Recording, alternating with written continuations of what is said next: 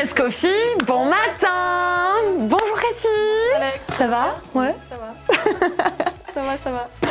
J'espère que tu vas bien. Je sais pas où tu es ce matin. En tout cas, nous, on est là et on va t'accompagner ce matin dans l'émission qui réveille ta foi.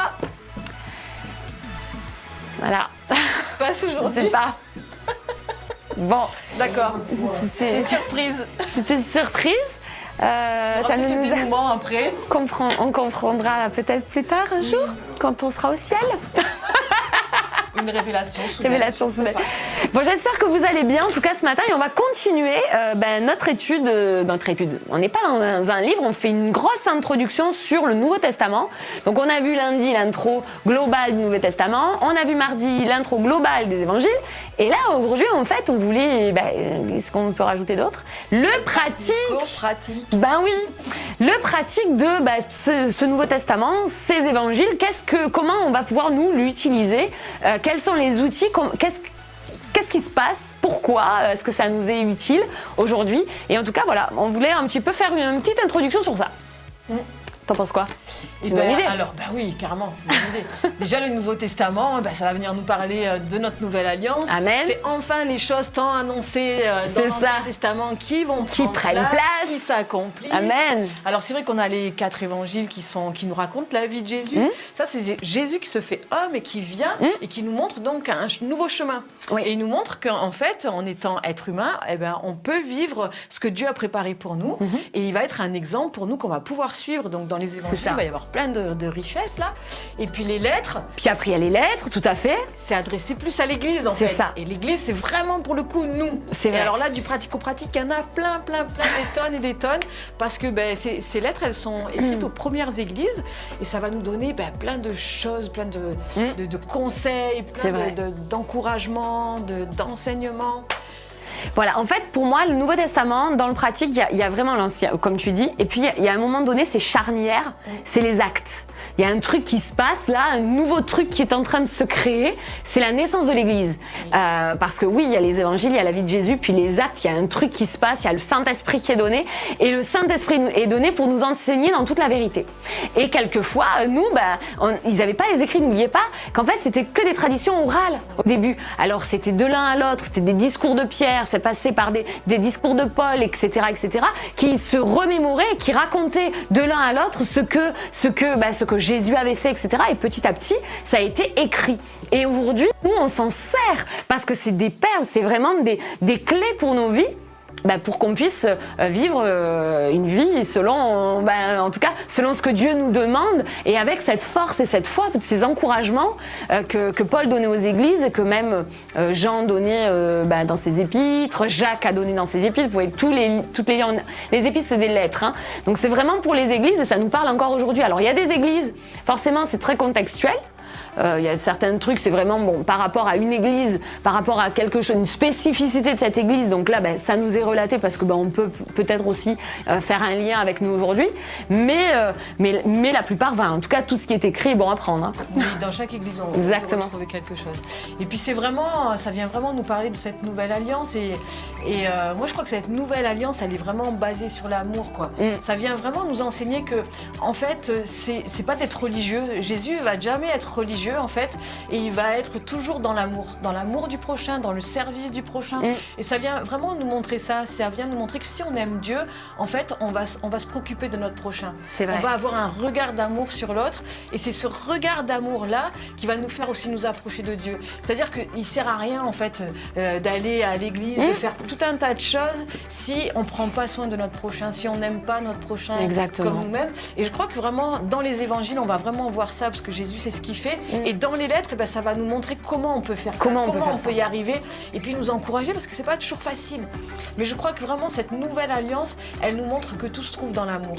C'est vrai. Parce que Dieu nous a aimés le premier. C'est vrai. Parce qu'il nous l'ordonne aussi, Jésus nous dit, aimez-vous les uns les autres. Et en fait, je crois qu'on trouve vraiment la plénitude de la relation à Dieu quand on aime les autres. Oui, et c'est vrai que c'était l'exemple suprême de Jésus quand il parle, alors que ce soit par les paraboles, pour que ce soit accessible à tout le monde, parce que dans les paraboles, c'était accessible à tout le monde. Ça nous enseigne aussi que nous, quand nous devons parler à quelqu'un, utilisant un petit peu la même méthode que Jésus, il parlait en parabole pour que les gens comprennent, que nous puissions aussi parler quelquefois en paraboles pour que les gens, ce soit accessible pour eux de comprendre la bonne nouvelle de Jésus, de celui qui a tout accompli.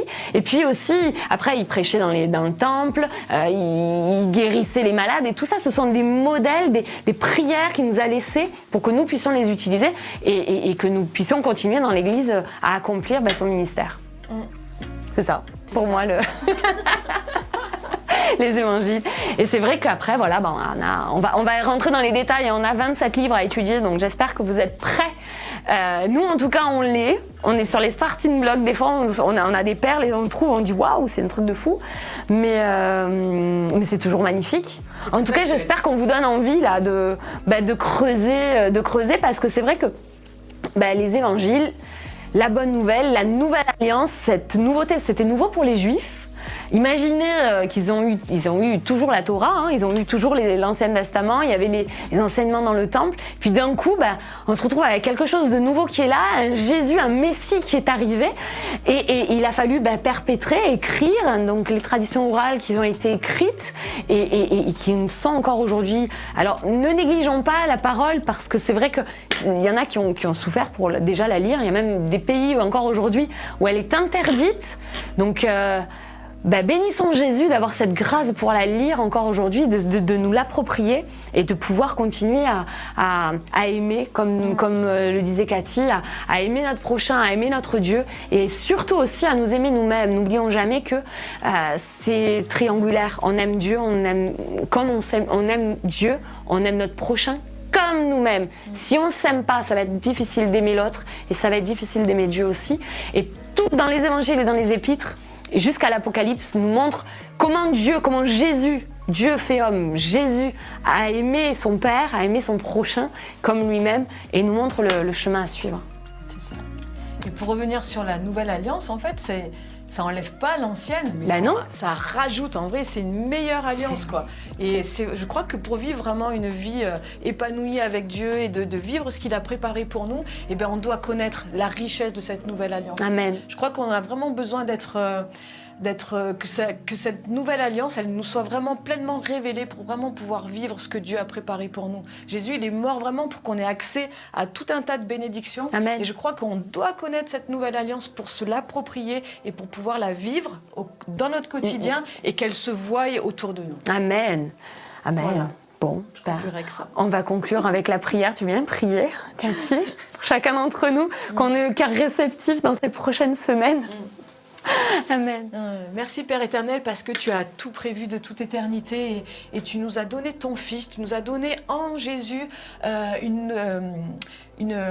la lumière, en fait. Jésus Amen. vient nous ouvrir un chemin de vérité, de vie, et tu as tout pourvu pour que nous, on te découvre et qu'on puisse vivre avec toi. Alors merci pour Jésus, merci pour cette œuvre d'amour que tu fais. Merci parce que c'est toi qui nous attires à toi et tu veux nous conduire dans le meilleur que tu as pour nous. Merci parce que en Jésus, nous avons accès à toutes les bénédictions que tu as préparées pour nous.